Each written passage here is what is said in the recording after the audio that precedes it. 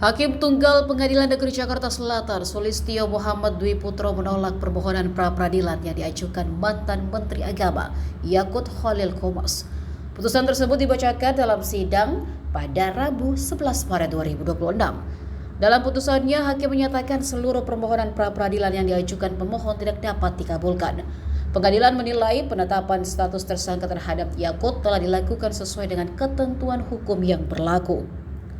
Hakim mempertimbangkan bahwa proses penetapan tersangka telah merujuk pada putusan Mahkamah Konstitusi serta ketentuan dalam Peraturan Mahkamah Agung Nomor 4 Tahun 2016.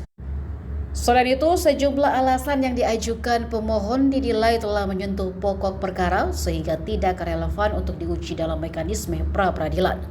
Dengan putusan tersebut, pemohon juga dibebankan untuk membayar biaya perkara yang timbul dalam proses permohonan pra-peradilan.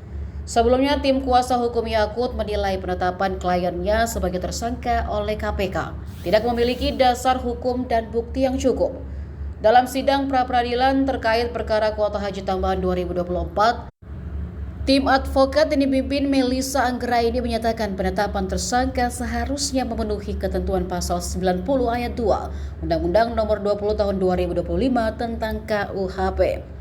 Mereka berpendapat bahwa penetapan tersangka harus dituangkan dalam surat penetapan tersangka yang ditandatangani penyidik serta disampaikan kepada pihak yang bersangkutan paling lambat 1 hari setelah diterbitkan. Dokumen tersebut juga harus memuat identitas tersangka, uraian singkat perkara, serta penjelasan mengenai hak-hak tersangka.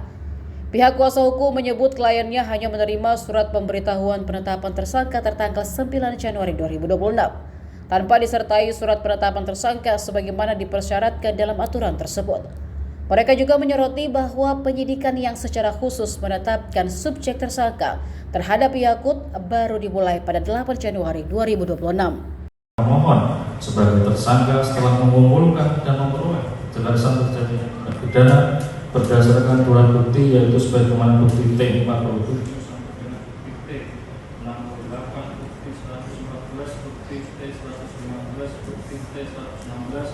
dan bukti T 117 dan didukung dengan bukti T 135 dan bukti T 136.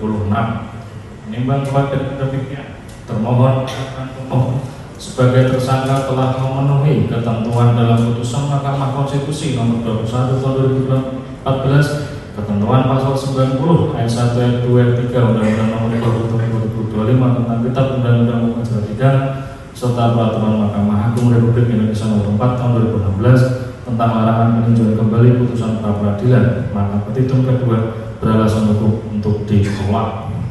Menimbang bahwa mengenai petitum ketiga, yaitu menyatakan surat KPK nomor B-2/23/2026 H pemberitahuan penetapan tersangka tanggal 9 Januari 2026 adalah bukan surat penetapan tersangka atas nama Yakut Khalil Qomas dan dinyatakan tidak sah serta tidak punya kekuatan hukum mengikat, dipertimbangkan sebagai berikut. Menimbang oleh karena termohon menetapkan pemohon telah sah dan sesuai dengan ketentuan putusan Mahkamah Konstitusi, ketentuan pasal 90 Undang-Undang Nomor 20 Tahun 2025 serta Perma Nomor 4 Tahun 2016, maka petitum ketiga beralasan hukum untuk ditolak. Menimbang bahwa mengenai petitum keempat, yaitu menyatakan 3 surat perintah penyelidikan, yaitu surat perintah penyidikan nomor Sprindik 61, Sprindik 61A, Sprindik 01/2026 yang semuanya dijadikan dasar termohon untuk melakukan upaya paksa penetapan tersangka terhadap diri pemohon adalah tidak sah dan tidak punya kekuatan hukum mengikat. Oleh karena petitum kedua, petitum ketiga telah ditolak, maka petitum keempat beralasan hukum untuk ditolak. Menimbang bahwa mengenai petitum kelima, yaitu menyatakan tidak sah segala keputusan atau penetapan atau upaya paksa yang dikeluarkan lebih lanjut oleh termohon yang berkaitan dengan penetapan tersangka terhadap diri pemohon. Oleh karena petitum kedua, petitum ketiga, petitum keempat ditolak, maka petitum kelima beralasan hukum untuk ditolak.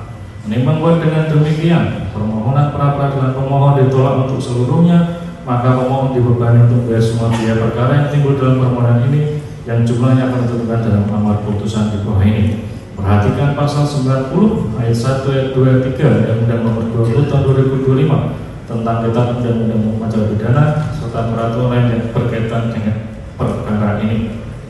Mengadili dalam eksepsi, menolak eksepsi dari termohon untuk seluruhnya. Dalam pokok perkara, menolak permohonan pemohon pra-peradilan untuk seluruhnya, membebankan biaya perkara kepada pemohon sejumlah nihil. Demikianlah diputuskan pada hari Rabu tanggal 11 Maret 2026 oleh Sulistyo Muhammad Dwi Putro SH.MH, Hakim Pra-Peradilan Pengadilan Negeri Jakarta Selatan, dan diucapkan dalam sidang terbuka untuk umum pada hari dan tanggal itu juga. Oleh hakim tersebut dibantu oleh Eva Trisnawati SH.MH, panitia pengganti, serta diikuti oleh kuasa pemohon dan kuasa termohon. Demikian, setelah selesai membaca putusan ini, maka pemeriksaan perkara 19 pra-peradilan selesai dan sidang ditutup.